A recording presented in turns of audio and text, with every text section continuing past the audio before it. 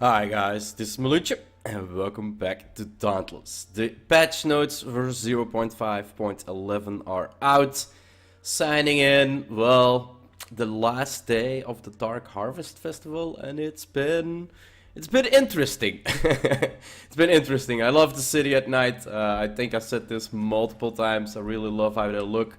Wish they're gonna implement a day and night cycle for the city as well. And yeah, looking forward to, well, what's the closest by? It's winter, right? It's Christmas probably. So yeah, looking forward with what they're gonna do with Christmas. But yeah, let's get into the patch note and see what they are giving us. So release version OB 0.5.11. 0.5.11 ends Dark Harvest and ushers in sunshine, bug fixes, and more. Okay, so yeah, last day of the Dark Harvest. Enjoy the visual city change as long as you can, guys. New to Dauntless, the Dark Harvest is over and the sun shines again, revealing a city scrubbed clean of graffiti. But while the unseen have to have skulked back to the shadows, an Umbral Riftstalker remains. Be on the lookout for those telltale purple portals. During this week, somewhere I had the thought, like the idea, like wouldn't it really be nice that we have limited time behemoths? Like we kind of did at when the actual the maelstrom where the islands were drifting in and out of the maelstrom. We kind of had a limited time, and that put a lot of pressure on hunting specific behemoths. And I was kind of thinking, like, well, Riftstalker really is like the one we got at Halloween. What if they changed the game to like Riftstalker only being here at Halloween, making you look forward to when Halloween actually happens and actually going after that gear if you hadn't completed it yet. But yeah, then for players that couldn't play that much, being able to get everything that he is offering, it wouldn't really be possible. So yeah, there is some downsides, some pros on that, but yeah, just a train of thought that I had. So it's a quality of life as I expected, nothing really too much different. So fixed, well, we'll see, right? We'll see. Fixed an issue where certain hit reactions were taking priority over resolve. Okay. Fixed a bug that could cause players to spawn outside of Richtstaker's murder palace. Yeah, I've had that before. Or even the instance where when his shadows come rushing out of the gates, that they actually knock you out of it. Not even spawn outside, but even knock you outside. I've had some times where I could just like dodge roll outside. So I'm still wondering if that's all gonna be fixed by this or just the spawning outside. The transfusion grenade healing orbs should be more reliably seek and heal their target. Yeah, they are bumping sometimes in like one spot before they actually move on towards the target they want to heal. Transfusion grenades, healing orbs will no longer be consumed if they strike a player who is at full health. They will now pass through them. Oh, that's really good. That's a really good one. So if one heals a player up, then the other two will go to another player. It's definitely a great change. The transfusion grenades, healing orbs will now change targets immediately if their target is killed or healed to full. Okay, yeah, that's a continuation on the first one here. Added new daily and weekly challenges for the repeaters. So repeaters are getting an own quest line. Don't forget to turn them sideways. Oh, nice. Ramsgate and the Shattered Owls have both undergone an optimization pass to help improve performance. That's always good. Die pallets have been restored to their proper order in the UI. Not really sure if they were out of order or not. I guess good change.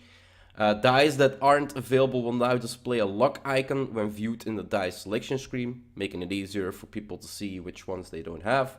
The die swatches are now easier to use when playing with a gamepad.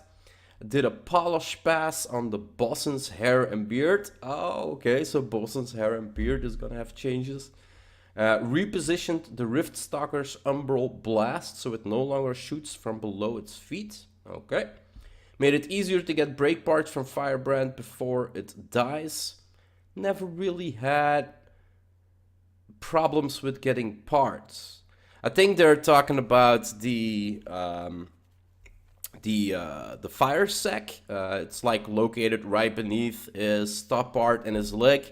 But if you shoot just too low, you hit his leg. If you shoot just too high, you basically get raw damage, the green damage, the raw damage. And you basically just kill him without getting the part. So maybe that's what they're meaning. But yeah, never really had any problems if I want to go for specifics to get them. Did an FX pass on the Rift Stalker. Okay, clean up the FX for the Rift Stalker's weapons. So the umbral visuals should look better now. Improved the audio and visual effects on Rift Stalker's portal jumps. Okay. So they mean with the portal jumps, I think, like when he is like that. How did I call it again? The I can't come up with the name. Like he's twisting around, like really in berserk modes, flipping through the portals. I kind of think like that. So there is a audio and visual effects improvement on that. Changed the way that chain blades pull rotates players, make it more fluid versus abrupt. Okay, that's good. Fixed a couple places where slayers could get stuck on ledges if they fell off an island. Yeah, I've had that to me happen 2 times already. Basically, you're standing on a little ledge. The other players, you cannot get off that ledge. Like it's glitching you. You cannot even jump off the ledge. So yeah, really good one. Complete an FX pass on Aether Vents, making them appear more grounded. Not really sure if I like this one. Sometimes the behemoth is kind of, because you're looking behind rocks or looking in the distance, the behemoth is not always in line of sight, but you do see the, where is it again? Where is it again? The Aether Vents. You do see the Aether Vents like from up top, or you see them first and making them more grounded. I'm not really sure if that's... we'll see. Improve the repeater's ability to inflict elemental status effects. Yeah, again on status effects, I kind of wishing they will implement a cell at one point that, for instance, at level 6 would say 100% status effects. No longer... Because, like, chances to inflict something is something you can never calculate in. Okay, if it happens, it happens. That's basically the only thing you can say. But being able to... Well, I'm gonna go over this on a completely different video that I'm trying to make, where I kind of talk about changes that I would like to see to the game. So, yeah, fix the bug that it causes slayers to lose their eyes and eyebrows due to the helmet hiding setting. Okay, made UI buttons easier to read and understand. Fix the bug that could cause repeaters wielding slayers to pop weirdly when being pulled into Rift Stalker's murder place. True.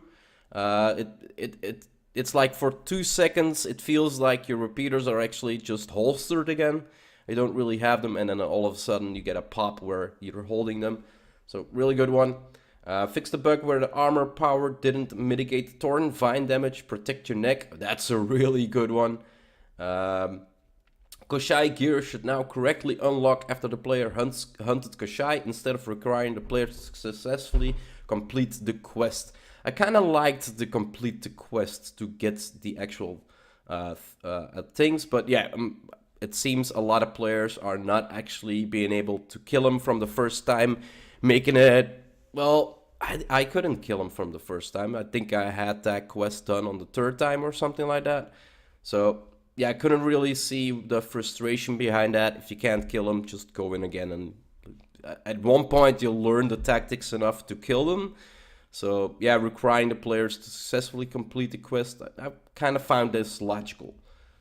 So yeah, they changed this a while ago for a whole bunch of behemoths. I think for every behemoth in the game. The repeater wielding slayer can now shoot and destroy Koshai's falling seed pods and Cherek's rolling lava balls. Oh, that's a fun one. Because the seed pods they're not the biggest pain in the ass, you can easily see them coming. But the rolling lava balls sometimes do take you by surprise. But yeah, being able to actually kill them now with the repeaters, making the repeaters even more viable than they already are. Really good. Fix another bug that could cause Slayers to execute the Warpike's sidestep attack, even though it was removed in the previous patch. It was removed 3 patches ago. Then they fixed the removing it completely. And apparently they're gonna remove it again this patch. So yeah, third time to try to remove it. I hope it works this time. Did an FX Palace pass on the lava pools, redesigned and replaced Riftstalker's vocalizations. Okay. Fixed the bug that could cause the Warpike to continue to whoosh when it was dodge cancelled. Oh, that's a good one. Fix the bug where the camera would respond to input while the player was navigating the emotion wheel. Okay. Fix the bug where some helmets could cause Slayers to appear eyeless. The goggles do nothing. Helmets cause Slayer eyeless. Didn't we have like... where was it again? Wasn't really important though. The eyebrows were missing when you put up. And then the known issues, as always, and all other current known issues can be found on the forums. So yeah, quality of life, OB 0.11. So yeah, those were the patch notes for the update that's gonna happen later today, probably around 8 o'clock somewhere, well, for me, Belgium time at least. As I said before, enjoy the city while it's dark, go explore all the parts you haven't explored yet, the tunnels, and the actual, the statue up top with the cave, if you haven't seen it yet.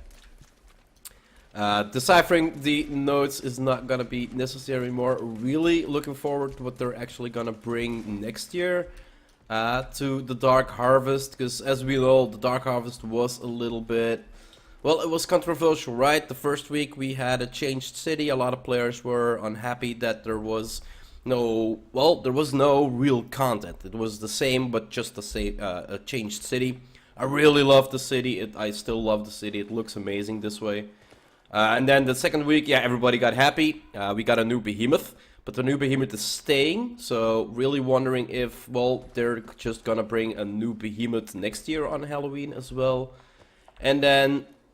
well, as the third week ends, yeah, there was a hidden quest. Kinda not have to forget that one, where you can get the what was it again? The gear of the unseen. You can still, if you're fast enough, still buy the actual new flare icon or the gear if you want to. But yeah, that's gonna wrap it up probably for this Halloween event. Really looking forward to the next event they're gonna organize, and well, yeah, which behemoth, if they're gonna bring a behemoth, how the city will transform, and what else they're gonna bring new to the game. Hope you enjoyed the episode, and I'll see you in the next one. Bye bye.